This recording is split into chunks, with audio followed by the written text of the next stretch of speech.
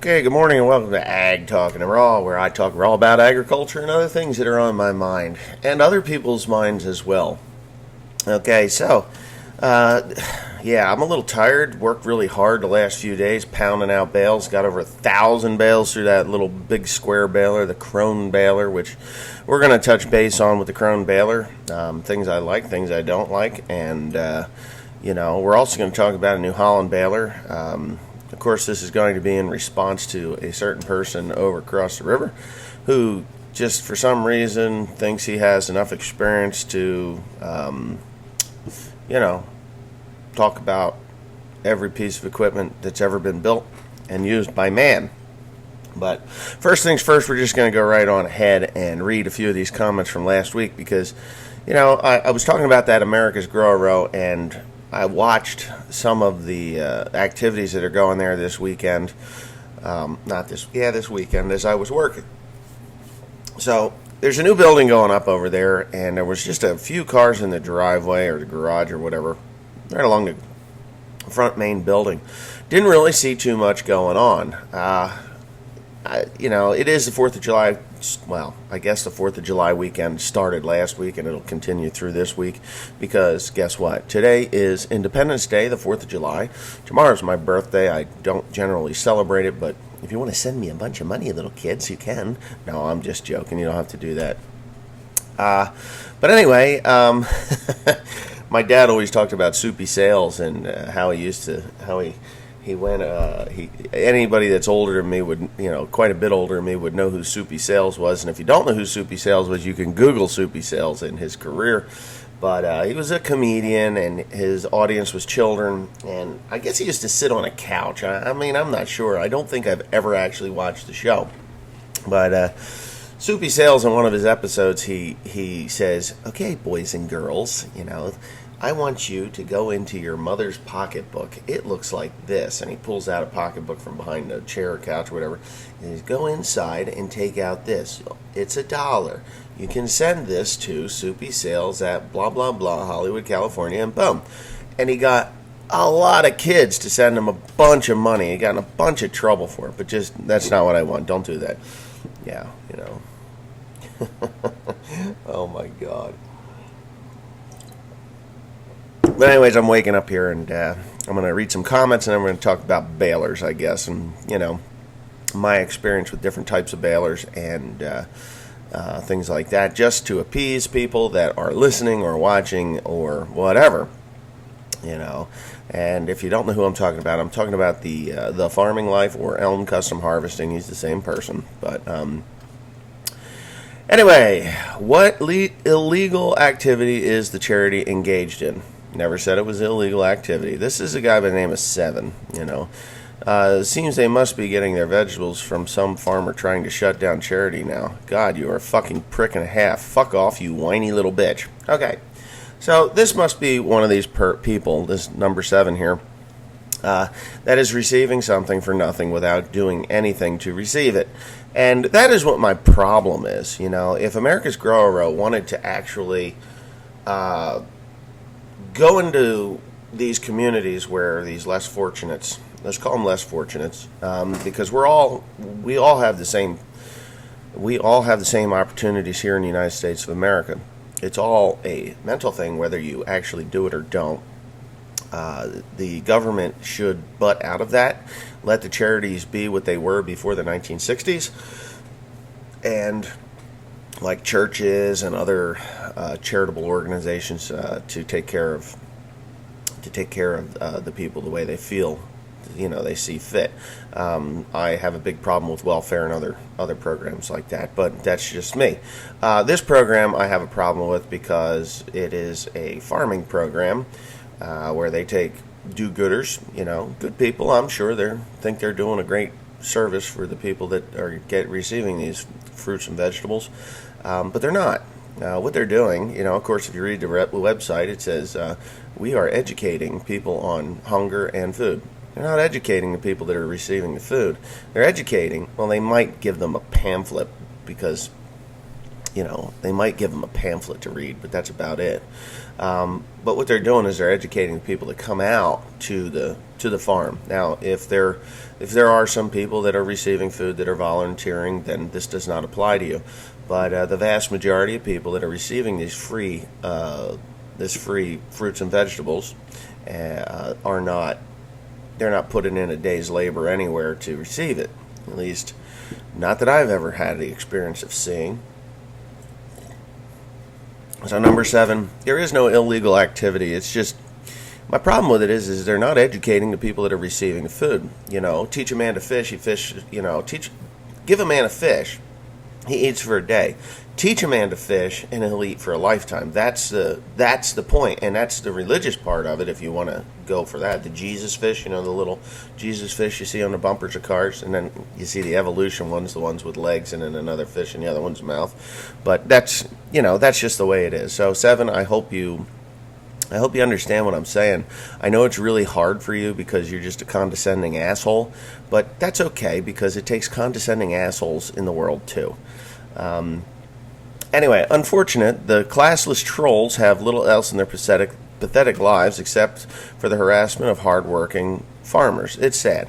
Okay, so, and that's really my point. Like I said, the guy up the road who is now just about 70 years old, and he works really hard producing vegetables in a very difficult area to grow vegetables, but he does it because it's what he loves to do.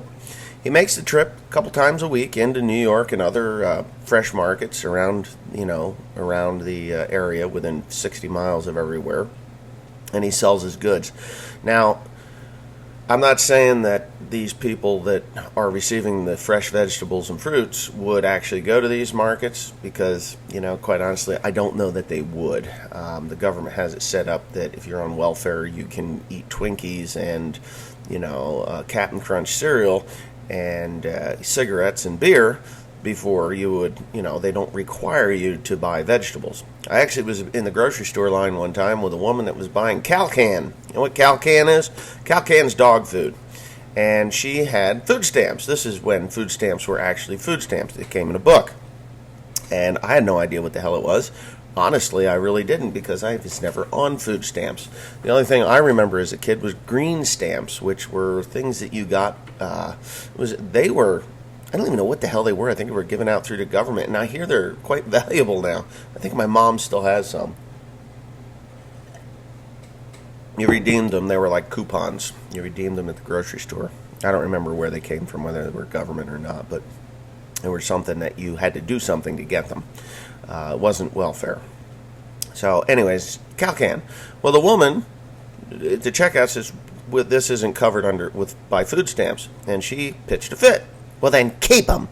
And she continued to check her stuff out, the cash register, and she walked past me, my mom, and sister, and everybody in line, and came back with steak from the meat department. Just went down there, steak and hamburger, armful, plunked it down on the counter. Here, ring this up. Okay, no problem. And she rung it up, and their dogs ate steak and hamburger for whatever food that they were going to give them, because Calcan wasn't covered under food stamps. Now, I don't think, if you can't take care of yourself and you're on government assistance, I don't think you deserve a pet, whether it's a dog, a cat, a hamster, a gerbil, or even your own damn kids. If you can't get a job and work, you're too stupid to fuck, so stop it. Anyway, just my opinion. Maybe I'll be in trouble for that. But yes, there are circumstances for single women that have had their husband or boyfriend killed in a car wreck, motorcycle wreck, or whatever, and now they can't make it. That's what welfare was for. But today's day and age is the more you have, the more money you'll get. And there's a whole community of south of the border people that live in Flemington, New Jersey here, and 13-year-old girls coming into the Huntington Medical Center knocked up to the hilt by 30, 40-year-old men, and that's to get them here. They're called anchor babies. Listen to Donald Trump talk about it. And by the time they're 21, they've got a whole brood of children because that is income. And the funny, stupid thing is that Democrats and other people that don't know any better is that not only is that 13-year-old girl that's going into the medical center to have a baby, 14-year-old, 15-year-old girl, the man has like 4 or 5 other girls, and then it becomes an income. And they live in a flop house. If you know what a flop house is, or don't know what a flop house is, that's a house where it's like communal living. You'll have 4 or 5 families living in a four-room house, a kitchen, a living room, 2 bedrooms, and a bathroom. That's it. And they live there. You have like 4 or 5 mothers with 4 or 5 kids each, and here's dad and maybe an uncle, and they're just living off of the proceeds from the government. So illegal immigration is not a good thing, whether you like it or not. So on to the next. So they're volunteer based. They're not asking Trump to sign anything to make vegetable growers to give them. They have education programs for kids and so on. Maybe you should read about us part or that part. That's what's wrong with the Republican Party.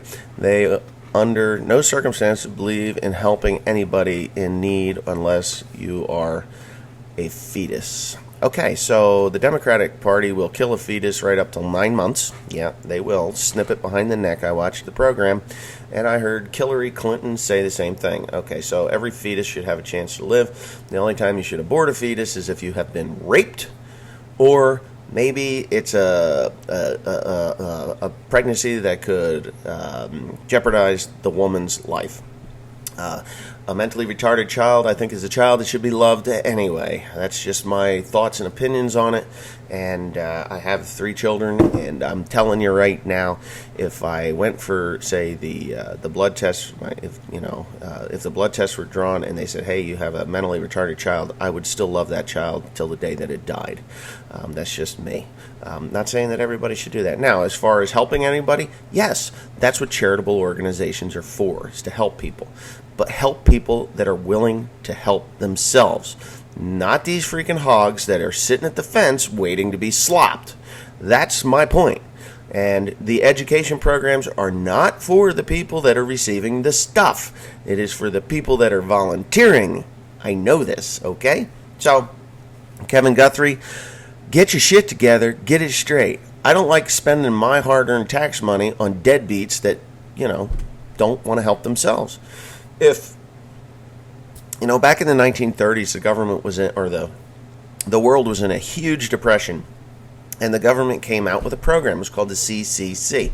And basically what it was to get young men back to work. They built highways, Hoover Dam, they built energy plants. They did all this stuff, and it was public funded, but these men were actually working. There were no jobs to do this. They were re-education programs. They were Get America Back to Work programs. The men went to work, and they built things that furthered this country, put us on the map as a developed country, and was good for all the people. Not some slob in a flop house waiting for the goddamn New Jersey card, welfare card, to be recharged so they can go buy beer and cigarettes. And whatever else. Now, pretty soon with this stupid asshole governor we've got, pretty soon marijuana. They'll be able to buy marijuana and sit in their house and just go for some more. And then they'll ask for a bigger budget and waste and squander more money. 5-cent tax on a plastic bag? Come on. You know what? Just discontinue them. Just say, hey, no more plastic bags in New Jersey. If the Philippines can do that, New Jersey can do that, you got to go to the grocery store with either paper or your own cloth bags. That's simple. Force it on them, they have to do it. Don't charge them 5 cents, because you know what? They're just going to piss it down a rat hole. I'm all for education of the youth about farming, helping get good, healthy food in everyone, but I believe that unless you're willing to participate in the amount of work, this man, GFY Dare 1, you are a smart man. I don't even have to finish reading that, because, yeah, that's exactly what I'm saying, is if they're going to go out and work to earn it, if they're not working to begin with, what's the harm in that? Maybe they might find a fond love for playing in the dirt. I know. I like to play in the dirt. Okay, get that OLF. Does not like triple mowers. how does this come from that video? The reason I don't like triple mowers is because the tractor that they go on do not have the horsepower to move across the field as fast as I'd like to go. I can do more in a day with a single self-propelled windrower than I can in my crop. I'm not saying everyone's crop, my crop with a triple mower. They do a lot of damage. When you hit a rock, I mean, those triple mowers are meant to be light and flimsy, and there's a lot of damage done. The only triple mower machine that I would purchase would be a Big M. So there. Okay. It's a common theme. Oh boy, this is a long one. Smooth bore. It's a common theme. Liberals want to feel good, and they always want someone else to pay for their feel-good programs. True. No. They want someone else to pay for it and line their pockets as they're doing the feel-good thing. They're not actually putting any money out there. Look at the Clinton Foundation. Took all that money for Haiti, after 2012, the hurricane. I think it was 2012. Maybe it was only the other day. A year ago. They took all that money. Never gave them any money. The liberals in their ignorance, yeah, I think it was 2012 when that happened, took it upon themselves to decide what was needed and how to achieve that goal. So, yeah, no, it's, yeah. They all got a free t-shirt, yeah.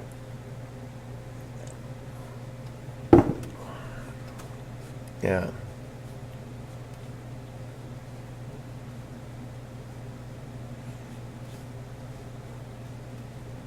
Hey Wes, I'm here near Davenport, Iowa. We run a hay business and have a couple videos.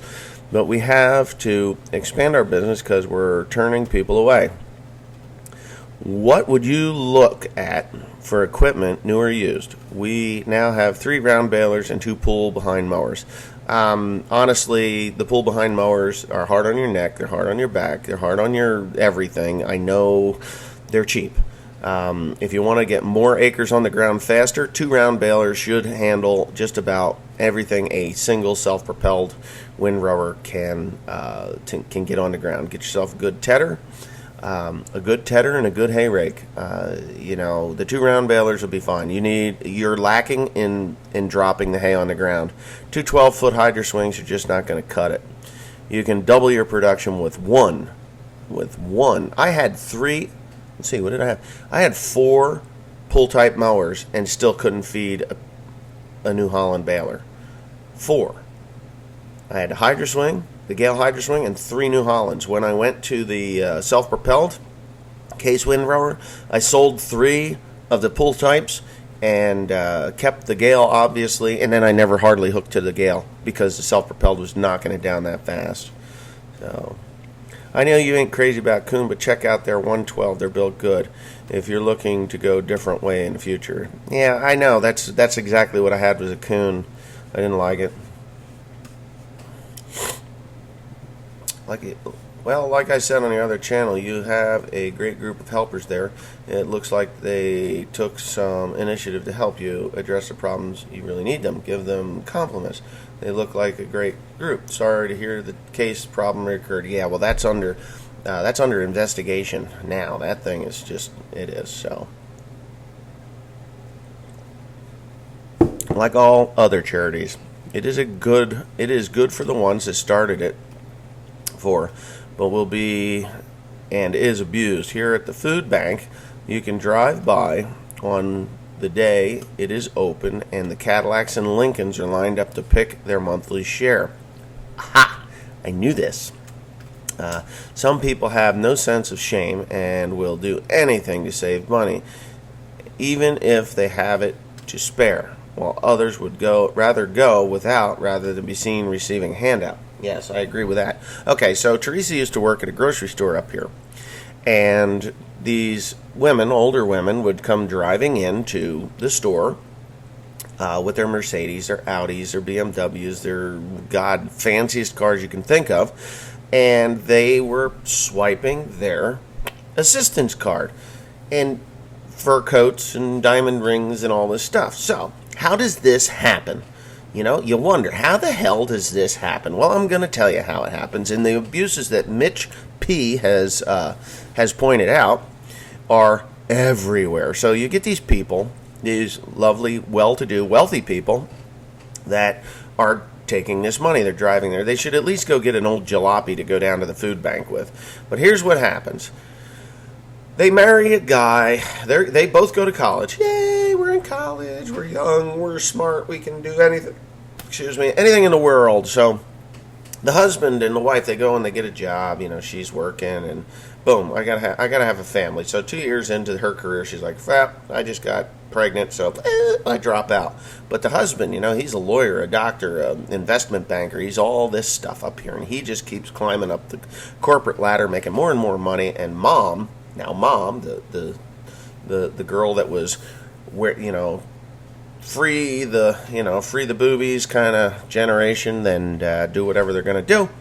Now she has no income, and he does. So it looks better on the tax return for her to say, hey, married, filing separately, and he's married, but he's the breadwinner, so it doesn't really matter. And it costs more. The tax rate's higher if you're married filing jointly than it is married filing separately. So she has absolutely no income. He has all the income, and she then qualifies for food stamps and government assistance. So he's buying the Mercedes and all this stuff. He's making the $250,000 to $500,000 a year, buying all these fancy cars, big houses, and all this stuff, fur coats, diamond rings, gold coming off their ass, and that's how she can go down to the food bank. You'll never see a man do that, but you'll see women do it all the time. Did you ever hear of a thing called karma? Dan Lubar? Yeah, I've heard karma. Karma's a good thing. Yeah, it comes back and just like some of the other comments here. Yep, Stuff America Grow. First thing you saw was poison hemlock. First thing they show is poison hemlock. Are you serious? Mike Goodman, are they showing poison hemlock? Because if they're showing poison hemlock, all right, hold on, gotta look. No, that's not poison hemlock. That's not poison hemlock. When someone's hungry and you're putting food on their plate, you're giving them something that they need, and they're just so thankful. I just get so much out of it. It's life-changing. In 2002, my family and I, we rented a little 30 by 30 foot plot, and we started planting, and that was really the first time I ever planted anything in my life. I'm watching this One day thing, so. we saw a 3-line article in the paper, and Okay. I'm going to have to watch that video later. So, yeah, it's... Okay, so... Oop, hold on. I was going to rant. So, anyways, just grow it and give it. They're not giving anything back. Honestly, they're not giving anything back, and that's the whole point. So, now for the last part of my show today, balers. Okay, so Elm Custom Harvesting, which he's probably listening, and it's fine, I'm not saying anything bad about him. I haven't. I have made some simple comments. There's no feud, I don't think. I mean, I'm not feuding with him, and, he does his thing his way, and I do things my way. But when it comes down to big balers, Eric does not have the experience to say anything about a Krone baler. He has no experience to say anything about any baler except for a BB940. I think it's a BB940A. I'm pretty sure it is, but I don't even know because I very rarely watch his channel. The only time I watch his channel is when somebody sends me an email, which is becoming increasingly often. Hey, you got to watch this. You got to look in the comments section. And Eric, you know what? He is saying some things in the comments section that are kind of not cool. But you know what? It's a free country, and the internet is still free enough that you can say those things. You just have to live with what you say, and you got to understand that maybe the guy you're saying it about can still read, but it's okay. I have experience with New Holland balers. I have had 4 New Holland balers, starting with the New Holland 2000, which was really New Holland's first run in the New Holland balers world. They didn't have anything but round balers before that. Then the BB960, I've had 5. BB960, which was a 5-tie, same as the New Holland 2000, I had that for 3 days. That should have been the I'm out baler. I should have never bought another one after that. Then I had the BB960A, which was a fair bit better than the BB960. It had 6 ties, 6 strings, And I owned that for 7 years. I fought that thing for 7 years. It had its limitations, obviously. And then when and that's on YouTube, I had a rock in the thing and blew out the sides, broke the pins off the plunger, and blew out the sides of the baler. Okay? No, not really a big deal, right? So I had that issue. Then I got the 9080. That had plugging problems in the header, pickup header. They were just a nightmare. I got caught in that baler. Then I went with a New Holland BB 340. Yeah, 340. And that one was a wrapping baler. That thing would wrap that header to the point where your hand, I think I'm going to have arthritis from that baler. Then I had the BB 340 crop cutter. The 340 crop cutter. And, all in all, the baler part of it was okay. It did not make a nice bale of hay because the bale chamber was only 8 feet long. It made a bale of hay. They were fairly light. They could have been heavier. They were like, 1,100 pounds maximum unless you baled wet hay. And that baler would bale wet hay. It really, truly would. It went pretty good. But I had problems with that one also with the clutch that kicks out and it just hammers, and it hammered a shaft, and that was $10,000 worth of damage to that thing in one season. The pickup header had this 15.5-foot chain that was ridiculous. It was an everyday ordeal to deal with that chain. Now, Eric doesn't have that chain on his baler. He's got multiple chains on that baler. What he's going to have is the pickup shaft, which will snap off every 9,000 bales. So it's every 9,000 bales. Now, everybody is on Eric about his bale counts. Eric doesn't show his bale counts. Well, he showed his hours on his baler. Now, if you know New Holland balers, you'll know how many bales the maximum amount of bales that could possibly be on that baler with 256 hours on it, or 200 some odd hours. Just say 250 hours on it. That number would be somewhere around 12,000 bales, because 250 hours on the baler, that baler should put out a bale every minute. You might get it a little faster than that, but I don't think New Holland ever had a baler that would put out anything faster than a minute. So just do the math on it. That baler, and to look at the baler, it's a very nice baler, well maintained, cleaned daily, obviously. He takes great pride in that, which is his thing. I dig him about, spraying water on the bearings, and, that's his deal. If he wants to do it, he can do it. And he every time I say something, he goes out and he makes a video on how to properly clean your equipment and what kind of grease to use, and that's great because that's what he does. And I don't have a problem with that at all. I do not hit mine with a wand. Very rarely do I wash it, maybe once or twice a year if I have a failure with it that requires me to be inside or anywhere near that thing. But generally, I just blow it off pretty much daily before I go to the field, and within 10 minutes of baling, boom, it's loaded. If you watch my Instagram, you'll see that I do this quite often. Okay, so Eric has his baler. He's supposed to have bought a John Deere 1 Series baler. It hasn't shown up yet, but that's good. That is a good baler. When he gets his John Deere, he's going to realize how big of a hunk of shit that New Holland baler was. John Deere, Krone have come up with a baler that I'm probably going to purchase the next time. And there's reasons for that, and I will explain that in the next half of this video. Now, I'm not digging at Eric, believe me. If you watch The Farming Life, continue to watch it. I can't. It's not my style of video. It's not my style of... It's just not something that I have the time to watch. I don't make time to watch his videos. I only make time to watch his videos when somebody sends me an email that says, hey, this guy's really being an asshole to you.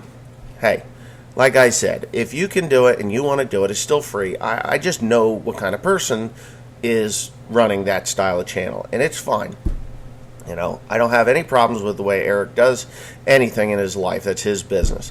Now, as far as commenting about Krone balers, excuse me, I've been at phlegm. But anyways, as far as commenting about the Krone baler, he has no right to comment about a Krone baler. And I guess I'll put a link in I think I'm actually going to go to that video that he posted, and I'm going to put a link It'll be the one where he's baling straw, because there was a lot of comments on that one about me and about the Krone baler and how it can't eat different types of hay crops and straw, whatever. I baled straw with it last year, and I was more impressed with the way that thing baled straw than I am in the way that the Krone baler baled hay. So he can't say anything about the Krone baler not being able to bale straw.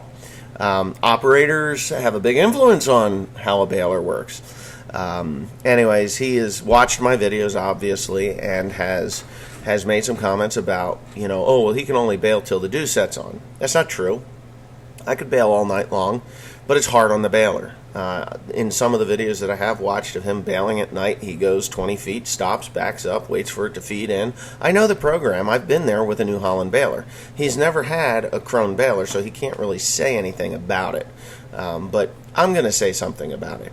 There is an issue on that top auger that I will be addressing on this one. That baler was sent into Messick's, and it was worked on.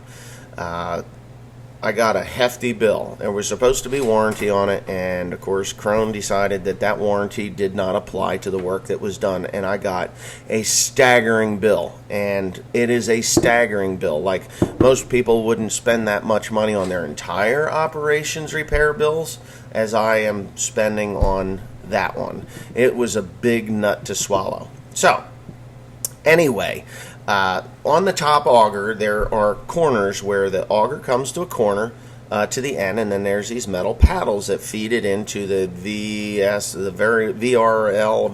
or whatever the hell they call that thing, the pre-charged stuffer chamber. There's just this little gap in there where it will grab damp hay and it'll wrap rapidly right across the whole top, shutting me down. Well, I'm 46 years old tomorrow. I don't care to get out and cut that shit off of there just to do it again in 10 minutes. So it bales about 400. I can bale up to 500 bales a day with that baler. Now, these are 3x4 bales, not 3x3 bales. In the last 3 days, I've baled a little over 1,000 bales of hay. In 3 days, a little over 1,000 bales of hay. If you want to do mulch, the price on mulch, it's somewhere around $65,000 to $70,000 worth of hay in 3 days. So, I mean, that's not bad, right? $65,000 to $70,000 worth of hay in 3 days. That's not bad at all. Stacked too, and covered, by the way. Now, we can talk about my crap hay too. My hay is not crap. 20 years ago, when I started the mulch business, the mushroom industry didn't really care too much about what went into the mulch hay. They just cared that they were getting material to compost to break down for their compost for in their mushroom barns. Today is a very different scenario. If you can't feed it to a horse, they don't want it. Honest to Pete, they don't want it. It can be old stand, that's okay, but no weeds, no sticker bushes, no woody substances, nothing. If they see seed pods on the side of that bale, they'll reject you. You will not be delivering hay to those composters. So I run around with a lot of 2,4-D in Banville. Trust me, it's a big deal. You have got to keep the weeds out of it. They don't like that. They don't like that at all. So, as far as it being crap hay, yeah, I can stack it outside. I can throw a tarp over it. It doesn't matter if the bottom bales get a little mushy or the top bales get a little mushy. If they get a lot mushy, then that's a big deal. But, the quality of the hay itself is top quality stuff. I could be taking it out to the auction. And, of course, Eric was saying that I couldn't take it to the auction because it's crap and I get a higher dollar rate. Well, if I took a whole semi-load of hay into the auction, divided it up into 3 different deliveries, and sold it as 3 separate deliveries, that's 12 bales each, okay? It would take me the entire day to sell that load of hay. I'd have to be out there at 6 o'clock in the morning, get in line. It would have to be auctioned off. I'd get less money for it because the guys don't want a 3x4 bale, which is fine. I don't need to go down there. And I would have to make 3 separate deliveries to 3 separate very small farms with my semi, or I would have to take my L8000, put 12 to 15 bales on that, drive that out there, deliver to one guy, and get, what, $40 more a ton? What's $40, man? 40. I mean, you're talking 7 tons of hay. 7 tons of hay on the load. 6 to 7 tons of hay on a load. 6 times 4 is 12. There's $240 more to waste an entire day. And that's what it would be per ton. But I'd have to do that 3 times to get to, maybe you can understand where I'm coming from. The mushroom barn, I take it down, I get unloaded, I go home. I go to work. I work all day, come back. It's loaded, ready to go again for tomorrow. And I can do this 7 days a week. All right? I'm not running around to little bitty farms. I'm not making multiple deliveries. I'm not wasting a bunch of fuel and time. I'm going there, getting unloaded, back by 10, and working all day. And that's just the end of it. So that kind of debunks that theory about the mulch hay business.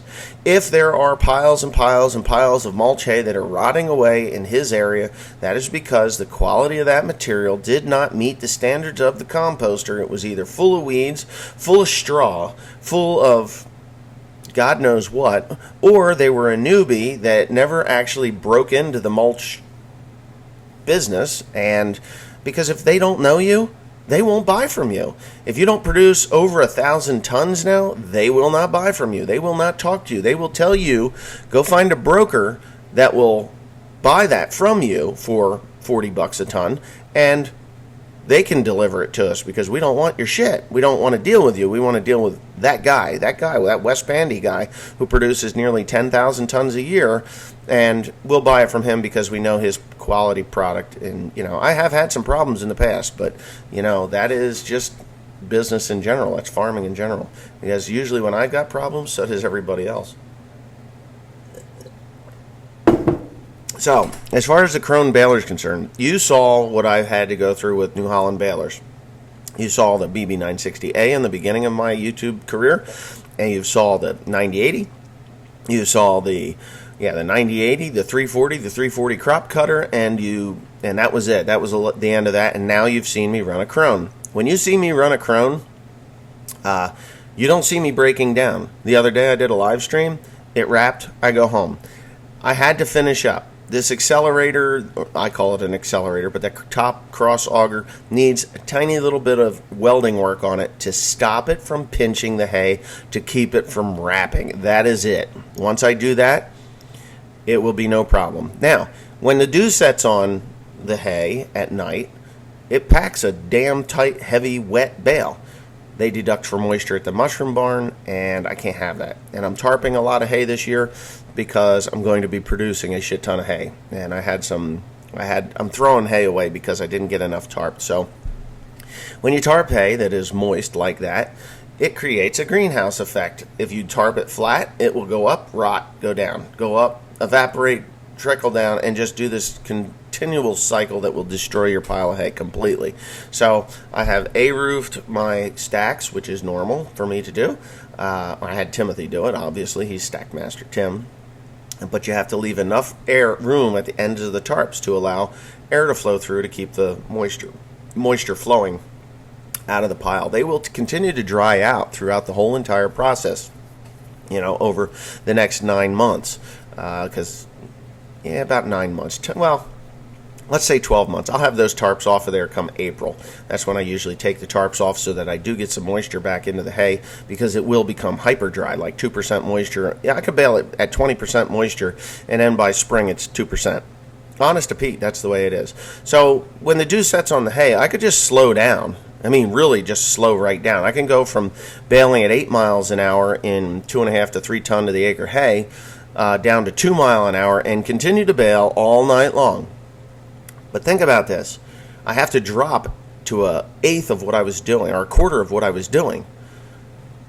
So a quarter of a mile an hour to work another 4 hours, or just go home, get a good night's rest, eat some supper, spend some time with Teresa, Tim, and my family, and go to sleep, get a good night's rest, get up the next morning, start baling, and then do everything in 1 hour that I would have gained in 4. what have I lost? I haven't lost anything. I've lost a lot of aggravation, wear and tear on the baler because it's harder on the baler. But that's just my experience speaking here. I've done this for 20 years. This is my 20th year of making big square bales. I have some footage from my original baler on VHS. I'd like to get it copied to a DVD, and then I'm going to put it up on here for you all to see. But I would never even be able to bale too late with the crop cutter models. I mean, the crop cutter New Holland, by the end of the day, that chain was stretched so far that I was dumping oil on it, and it was such a stressful day to run the New Holland baler. Now, Eric has never ran a Krone. He just has never ran it, and he has no experience with them. I've got a little experience with a Heston. I did run the John Deere baler for an afternoon. That was the L340. It was a smooth, very good smooth baler. I almost bought the John Deere. The reason I did not buy the John Deere was because the pickup wasn't wide enough. It's a lighter baler. It packed a good enough bale. It really did a good job. But the L341 is a baler definitely worth looking at. It's not something that you just toss to the side and say, oh, it's a Kuhn Deere, John Deere bought it from Kuhn. It's a piece of junk.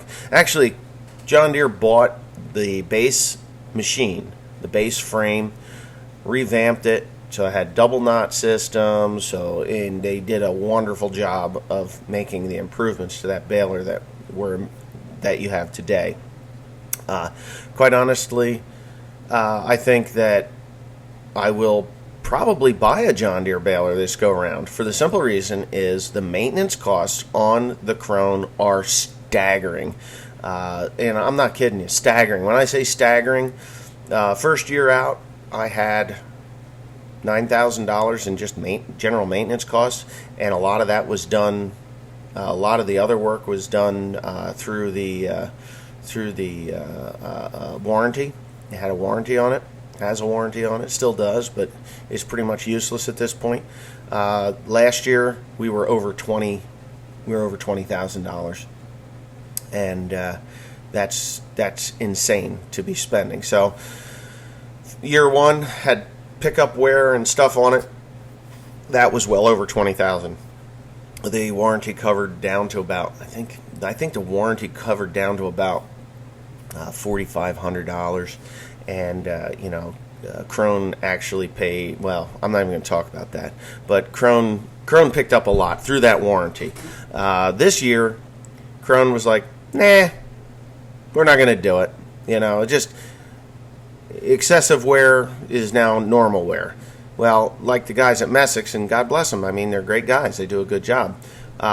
They can only do what the dealer says. They replaced all those bearings. They replaced that accelerator, replaced all this stuff. The accelerator is actually covered under warranty. So there was still some warranty work that was paid for on it, but the maintenance cost on that thing is off the chart. It is off the chart. I mean, ridiculously expensive. So, you have to weigh those things. I go to the field and I work my ass off and I don't have breakdowns, which is wonderful. But at the end of the year and I send it in for maintenance, I could see $10,000 a year in maintenance costs on that thing. It is a dirty ass sewing machine. I mean, it's a dirty ass sewing machine. It runs hay through it, sews it together, and boom, you've got bales. But when it gets well over $20,000 consistently a year in maintenance costs, man, that's a salty nut to swallow. And I don't really feel that it should be that high. I don't understand how bearings could be so expensive and other things. But hey, I love the baler. The baler works as they say it does. It is a wonderful baler. It is the best baler I ever ran. I have neighbors that have Hestons, the old 4x4 Hestons, and he loves those. He had a newer Heston, and he was always having problems with it. So I don't have personal experience with it, but I know the cursing and the swearing that went on with that one. So I know that I could work all day. I can work all day without any failures with my Krone. I could never work a whole day with a New Holland that I ever owned without any major problems. And it's it's, and I have the right to say that because I've owned them both. I've owned, 2000, 960, 960A, 3, 4. I've owned 5 New Holland balers in the last 20 years. 1 Krone. I will own the Krone. I will own this Krone for 4 seasons. Not that I couldn't get a 5th season out of it, which I think I can. I may. I don't know. I like it that much. But 4 seasons is what I'm going to run through that Krone. I never got that with the only New Holland I ever got that with was the BB 960A, and at that time I was only baling like 2,000 bales a year, 2 to 3,000 bales a year. That's it. I bought it brand new, baled 2 to 3,000 bales a year for the first 4 years that I had it. Then I started the great expansion, and by the time when it blew up, I was only baling 7,000 bales a year. That was the final count the year before that thing exploded. So 4, 5, 6, 7, that was the 960A. So we're looking at, let's say, 3, 6, 9, 12. So 12,000 bales the first 4 years. That's what I put through it. 12,000 bales in the first 4 years. And then let's just average it. Let's say 5,000 for the next 3 years. 5, 10, 15. So, and that's about accurate. I had 27,000 bales through that baler in 7 years. That's all I had on it. 27,000 bales on that. Do you know how many bales are on the Krone right now? 27,000 bales. That's what's on there. And I'll prove it. I'll take a picture on Instagram and I'll put it on there. And it's about 27,000 bales because I had, 12, 24, 26,000 and change. Not quite 27,000 bales. I haven't had a major breakdown. That, well, I did. I hit that stump last year, but that's not the baler's fault. That's my fault. Didn't see it? Boom, it got me. So, I have put on in 2.5 seasons, 2 seasons in the start of a third, what I did in 7 years with that New Holland. And then, of course, every other baler after that was just, let's see, I had the 9080 for a year and a half. That one tried to eat me. I had the 340 for 1 season, and I had the 340 crop cutter for 2 seasons. And now, of course, this is my 3rd season with the Krone. By the end of this season, I will have 36,000 bales on it or so. And honestly, I don't foresee any major breakdowns. Power takeoff shaft, not really that big of a deal, just a pain in the ass. That pickup header, my fault. The other couple weeks back with the pre-charge chamber, that was not my fault. Someone didn't tighten up nuts. On the ends. And that's about it. Broken bill hooks here and there, normal wear and tear. So I think I'm pretty much an expert on both New Holland and Krone balers, and if I had my choice, hands down, the Krone is the far, far, far superior baler. New Holland still hasn't caught up. John Deere is a close second behind the Krone, I would say, in my opinion. Not that Heston doesn't make a good baler, or it's now Agco, Massey Ferguson Agco, but they had a better baler back when Agco bought Heston than they do today, because Agco is just, their engineers have got their dirty, grubby little hands in there, and instead of throwing iron at it, they're actually taking metal away. I mean, I've never seen so many augers that were flipped over that feed the that feed the damn thing, just bent back because they've cheapened the steel so bad. But anyways, I've been yammering on for 48 minutes, and if you watch Eric's channel and you enjoy it, continue to watch it. That's your business. I'm not saying anything bad about him on here or anywhere. I might send a dig towards him here and there, but it's all in good fun. And I like to see him get wound up, because then the emails come to me and then I have to go watch it, But anyway, have a great day. Thanks for watching, and I'm going to edit up a OLF video. And don't forget to have a great Independence Day. I'm not going to say Happy 4th because that's just a number. Great Independence Day. The Declaration of Independence was brought down from, Philadelphia. I think Philadelphia. It was from Boston. I don't even remember where in the hell it was from, but Independence Day was when the United States declared independence from England.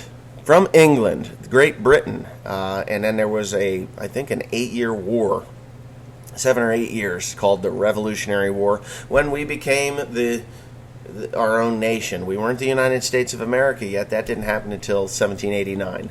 But read your history books. Thank you. Have a great day.